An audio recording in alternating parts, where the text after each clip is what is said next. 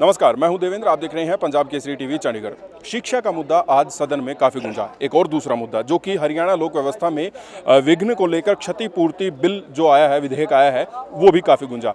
शिक्षा मंत्री कंवरपाल गुर्जर मेरे साथ हैं, आइए उनसे बात करते हैं। जनाब, स्कूलों को बंद करने का निर्णय लिया, एक आपने बयान दिया जेबीटी टीचर्स की आगे ज़रूरत ही नहीं रहेगी। इन दोनों को मैं थोड़ा समझना चाहूँगा। देखिए, पहली बात तो ये जो स्कूल बंद करने की बात थी, ये बहुत पहले हमने 3 साल पहले कह दिया था कि जहाँ 25 से कम बच्चे ऐसे स्कूलों को हम बंद करेंगे। तो कुछ टीचर साहब हमारे पास आए थे कि हम प्रयास करते हैं स्कूलों में बच्चे आ जाएंगे, ऐसी बात नहीं। तो उन्होंने प्रयास भी है, कुछ स्कूलों में बढ़ी भी, संख्या बढ़ी भी है, कुछ में नहीं बढ़ी।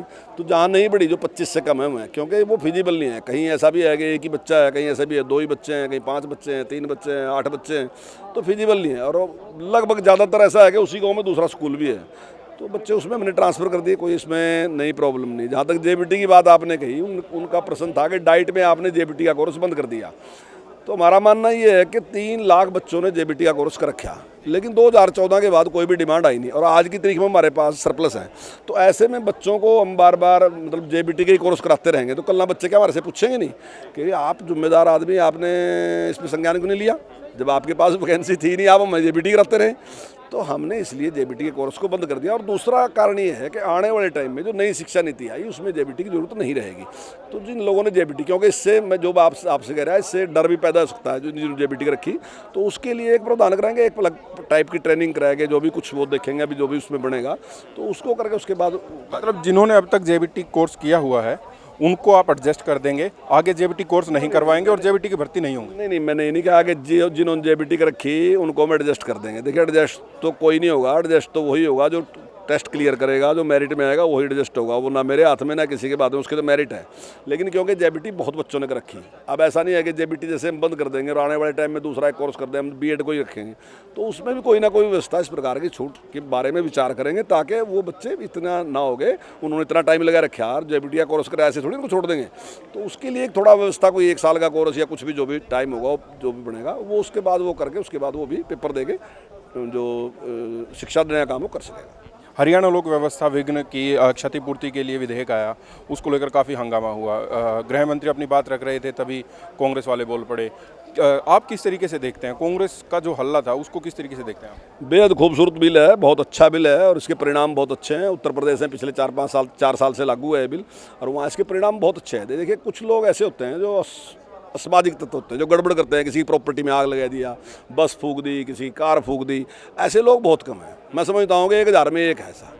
तो ऐसे लोगों के मन में डर पैदा होना चाहिए। हालांकि कानून पहले भी है देश में, ऐसा नहीं है कानून नहीं है, कानून तो है सजा का, लेकिन इसमें हमने किया कि जो क्षतिपूर्ति होगी उससे वसूल की जाएगी। मान लीजिए उसने किसी की 10 लाख की गाड़ी फूंक दी, जब 10 लाख उसको देने पड़ेंगे तब उसको पता चलेगा 10 लाख क्या होते हैं। किसी का मकान फूंक दिया 50 लाख रुपए का, जब उसको 50 लाख उससे वसूल किए जाएंगे तब उसको पता चलेगा। और जब पूरे ने 5 लोगों से भी कर दिया ना आपने, तो उसके बाद हिम्मत नहीं, आपने देख लिया यूपी में क्या है आज, यूपी में। तो ऐसे जो अपराधी मानसिकता के लोग हैं जो तोड़फोड़ करना चाहते हैं, उनके मन में डर पैदा होना चाहिए सरकार का कि अगर आपने ऐसा किया तो इसका परिणाम भुगतना पड़ेगा। सरकार जो है वो सज्जन लोगों को सुरक्षा देने के लिए, उनकी संपत्ति की रक्षा करने के लिए है और उनको प्रोटेक्शन देने के लिए है, और वही काम सरकार कर रही है। बहुत बहुत शुक्रिया। शिक्षा मंत्री कंवरपाल गुर्जर मेरे साथ थे और उन्होंने जेबीटी का जो मुद्दा उठा था, स्कूल बंद करने का मुद्दा उठा था, उसे लेकर, और जो आज नया बिल आया है हरियाणा लोक व्यवस्था में विघ्न की क्षतिपूर्ति बिल विधेयक जो आया है, उसको लेकर बात की। बजट सत्र खत्म हो चुका है और निर्दलीय विधायक धर्मपाल गोंदर मेरे साथ हैं, आइए उनसे बात करते हैं। जनाब, आज क्षतिपूर्ति विधेयक आया है, कांग्रेस का उसमें विरोध देखने को मिला था। आप किस तरीके से देखते हैं ये जो संपत्ति में अगर नुकसान पहुँचाता है और उससे वसूली की जाएगी? देखिए, सबसे पहले मैं आपका चैनल का इस करके धन्यवाद करता हूँ। इंटरनेशनल चैनल है और इस पे जो बात जाएगी वो सभी को इस बात का पता होना चाहिए। जैसे आज ये एक कानून बनाया है माननीय मुख्यमंत्री ने, सदन में रखा, और ये बहुत, मैं इसके पक्ष में क्या, सारे विपक्ष भी इसके पक्ष में है। और माननीय पूर्व मुख्यमंत्री हुड्डा साहब ने भी कहा भाई ठीक है, जो प्रॉपर्टी का कोई नुकसान करता है उसको उसकी सज़ा मिलनी चाहिए। ये जो आज प्रस्ताव रखे या किसान उस पे नहीं है, इससे किसान यूनियन से कोई लेना देना नहीं, किसान आंदोलन से कोई लेना देना नहीं। ये प्रस्ताव बहुत ज़रूरी था, हमारे मन में था भाई कोई रास्ते में कोई प्रॉपर्टी है किसी की झोपड़ी है, मकान है, गाड़ी खड़ी है, यदि कोई जाते जाते कुछ शरारती लोग उसको तोड़ देते हैं तो उसको तो उसकी भरपाई भी उनसे लेनी चाहिए और उनको सज़ा भी मिले। मैं तो इस हक में हूँ। एक अविश्वास प्रस्ताव जब आया था तो 5 निर्दलीय विधायकों ने सरकार के साथ खड़े होकर अविश्वास प्रस्ताव का विरोध किया था। उसके बाद भी आप लोगों में कोई बातचीत हुई हो, फैसला सही लिया गलत लिया? देखिए, ये प्रस्ताव था पब्लिक हित के लिए। इससे मैंने पहले भी कहा भाई किसान आंदोलन से कोई लेना देना नहीं। हमने प्रस्ताव इस करके रखा, माननीय मुख्यमंत्री विकास पुरुष के नाम से जाने जाते हैं। हरियाणा का विकास 6 सालों में बहुत ज़्यादा हुआ। जब हम इस निर्दलीय जीत कर आए, हमारी पब्लिक ने हल्के की पब्लिक ने माननीय मुख्यमंत्री का विकास 5 साल का देखते हुए हमें हज़ारों की संख्या में हमें वहाँ छोड़ के आए। वो इस करके आए थे भी विकास हो और हम उसका साथ दें। जैसे अल्प उसमें रह गई थी सरकार बनने में, तो हम माननीय मुख्यमंत्री के साथ इसलिए खड़े हैं भी हल्के का विकास, हल्के का नहीं पूरे प्रदेश का विकास हो। तो और आपने अपने विधानसभा क्षेत्र के कुछ मुद्दे उठाए होंगे जो मान लिए गए होंगे, क्या कुछ मुद्दे उठाए? मुद्दा हमारा जो था वो जेन्युइन मांगा, हमें कोई पब्लिक को दिखाने के लिए या कोई सुनाने के लिए नहीं मांगा। जैसे करनाल एसडीएम बैठते हैं, एसडीएम साहब बैठते हैं और मेरे हल्के का लास्ट गांव रायसन 61 किलोमीटर लगभग पड़ता है, 60-61 किलोमीटर। और करनाल एसडीएम के पास इतना वजन है, हमारा हल्का भी हो गया, करनाल का भी हो गया।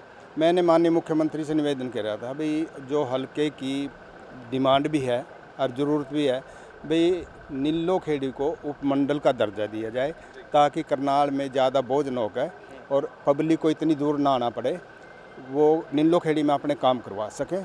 मैंने एक तो ये मुद्दा रखा था भाई उपमंडल बनाया जाए। यदि एसडीएम साहब बैठेंगे वहाँ तो हल्के पब्लिक के काम ज़्यादा होंगे। एक मैंने रखा निगदू, हमारा बहुत दूर है, एक पिछड़ो एरिया भी है, वहाँ के बच्चे +2 के बाद शिक्षा से वंचित रह जाते हैं। तो मैंने उन माननीय मुख्यमंत्री से, माननीय शिक्षा मंत्री से भी निवेदन किया था भाई वहाँ कॉलेज की ज़रूरत है, वहाँ की लड़कियों को खासकर ज़्यादा दिक्कत है। मैं तो सह शिक्षा के लिए एक वहाँ कॉलेज की डिमांड रखी है और पूरा हल्का करनाल तक के भी कह रहे भी इतनी दूर से बच्चे आते हैं, निगदू में कॉलेज होना चाहिए, ये मैंने मांग रखी है। एक हमारा निस्संग में जो खंड है वो 50 साल पहले निस्संग से के नाम से मंजूर हुआ था और वो कुछ दबंग नेताओं ने चिड़ाव में रख लिया। चिड़ाव गांव असंध में पड़ता है। तो निस्संग के लोगों की जो डिमांड है वो ये अभी ये खंड चिड़ाव से निस्संग चला जाए, वहाँ पब्लिक को सुविधा होगी, एक ये डिमांड रखी है। एक त्रोड़ी जो है आबादी ज़्यादा है, वहाँ कोई पार्क नहीं है और एक वहाँ किला है महाराणा पृथ्वीराज चौहान का, उस किले के सामने जोड़ है जिससे बहुत ज़्यादा बीमारी है। एक तो उसका सौंदर्यीकरण वो लिख के दे दिया मैंने, और एक जो पार्क है वहाँ नीलो के त्रोड़ी में दिया जाए। मैंने माननीय मुख्यमंत्री से निवेदन किया है और मेरा विश्वास भी है मुख्यमंत्री जी पे, वो इसको पूरा करेंगे। जी शुक्रिया। तो ये थे धर्मपाल गोंदर और उन्होंने तमाम बातों पर बात की। मैं हूं देवेंद्र, कैमरा के पीछे मेरे सहयोगी अमनदीप सिंह। नमस्कार।